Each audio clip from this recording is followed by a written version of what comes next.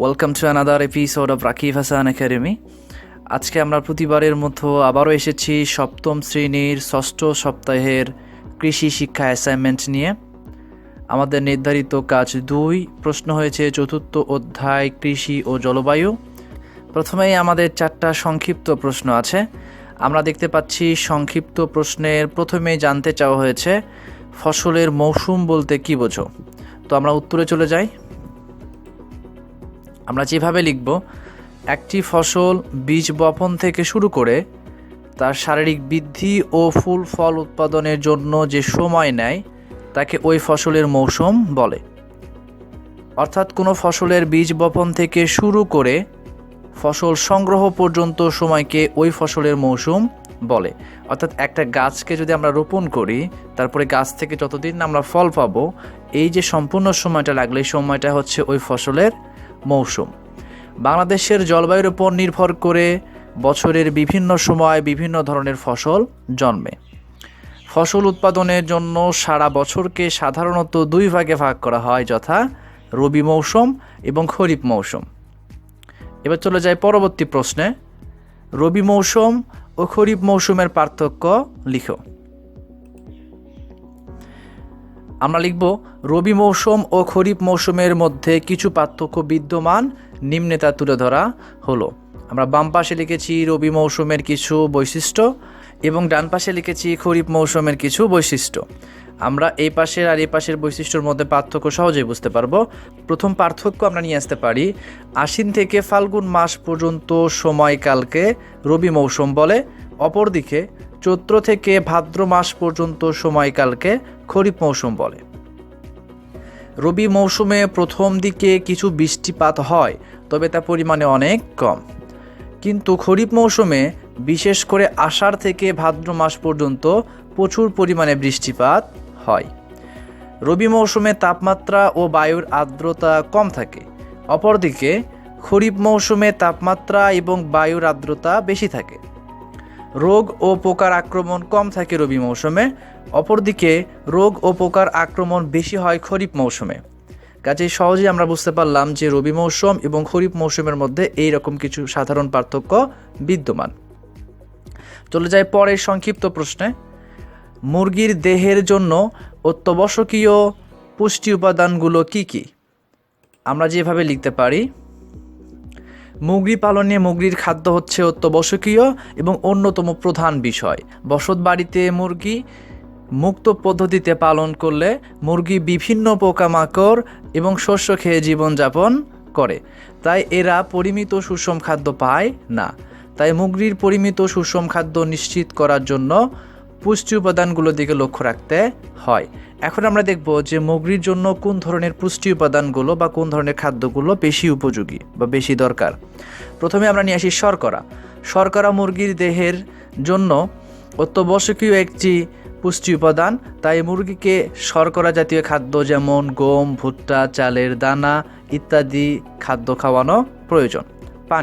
পানি অন্যতম একটি গুরুত্বপূর্ণ উপাদান, তাই প্রচুর পরিমাণে বিশুদ্ধ পানি সরবরাহ করতে হবে। আমিষ, মুরগির দেহে আমিষের চাহিদা মেটানোর জন্য মুরগিকে আমিষ জাতীয় খাদ্য দিতে হবে।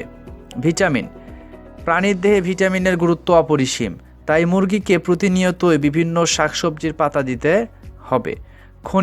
খনিজ লবণ মুরগির দেহের জন্য খুবই গুরুত্বপূর্ণ, তাই মুরগিকে খনিজ জাতীয় খাদ্য যেমন খনিজ লবণ, হাড়ের গুঁড়া, ঝিনুক খাওয়াতে হবে। আমরা এখানে খাদ্যের যে সকল গুণাবলী নিয়ে আলোচনা করলাম, আমরা জানি প্রত্যেকটা গুণাবলী হচ্ছে সুষম খাদ্যের অন্তর্ভুক্ত। কাজে আমরা শর্টকাটে বলতে পারি যে মুরগির দেহে সুষম খাদ্যের পরিমাণটাকে নিশ্চিত করতে হবে। চলে যায় সংক্ষিপ্ত প্রশ্নের শেষেরটায়, মুরগির খামারে খাদ্য ও পানি কেন গুরুত্বপূর্ণ? আমরা এই প্রশ্নের উত্তরে বলবো, মুরগি পালনে খাদ্য হচ্ছে অত্যাবশ্যকীয়। তাছাড়া মুরগি প্রচুর পরিমাণে পানি পান করে থাকে, তাই মুরগির জন্য খাদ্য পানি উভয়টি গুরুত্বপূর্ণ, তা নিম্নে আলোচনা করা হলো। মুরগির খাদ্যে পর্যাপ্ত পরিমাণে শর্করা, আমিষ, ভিটামিন ও খনিজ পদার্থ থাকা প্রয়োজন। সুষম খাবারের মাঝে মুরগির দেহের জন্য প্রয়োজনীয় সকল উপাদান থাকে। তাই মুরগির দেহের বৃদ্ধি এবং রোগ প্রতিরোধ ক্ষমতা বাড়ানোর জন্য সুষম খাদ্য খুবই গুরুত্বপূর্ণ। কিন্তু খামার ব্যতীত মুরগি পালন করলে এ সকল উপাদান পরিমাণ মতো পায় না, তাই এ সকল মুরগি সঠিকভাবে বেড়ে উঠতে পারে না। অপরদিকে একটি মুরগি প্রতিদিন প্রচুর পরিমাণে পানি পান করে থাকে। পানি মুরগির দেহের স্বাভাবিক বৃদ্ধি ঘটাতে সাহায্য করে, তাই মুরগিকে বিশুদ্ধ পানির ব্যবস্থা করে দিতে হবে।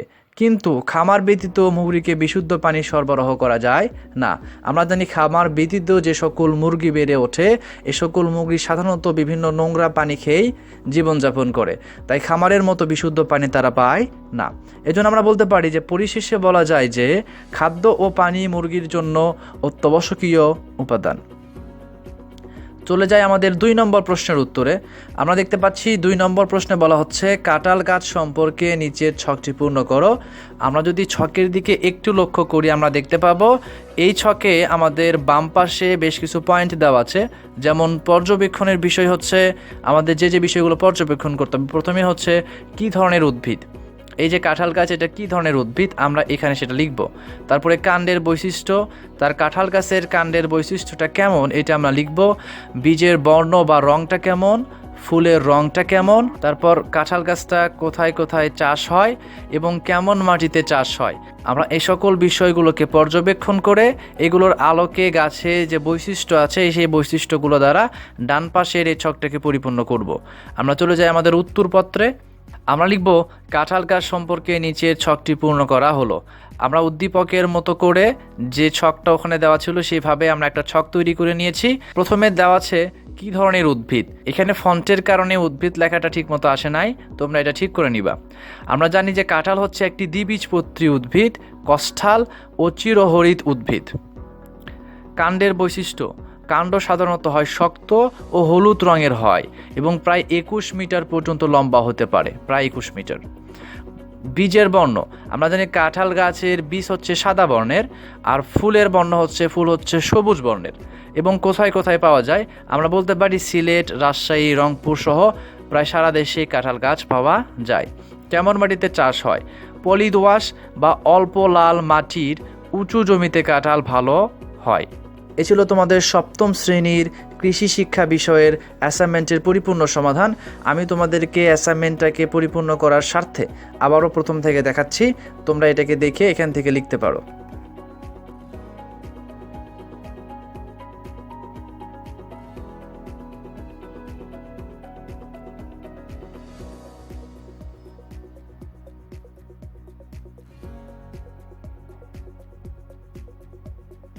আজকের এই ভিডিও এই পর্যন্তই। পরবর্তীতে তোমাদের অ্যাসাইনমেন্ট সম্পর্কে আপডেট পেতে হলে, যে কোনো অ্যাসাইনমেন্টের সমাধান পেতে হলে আমার চ্যানেলে সাবস্ক্রাইব করে বেল আইকনে প্রেস করে দিতে একদমই ভুলবে না।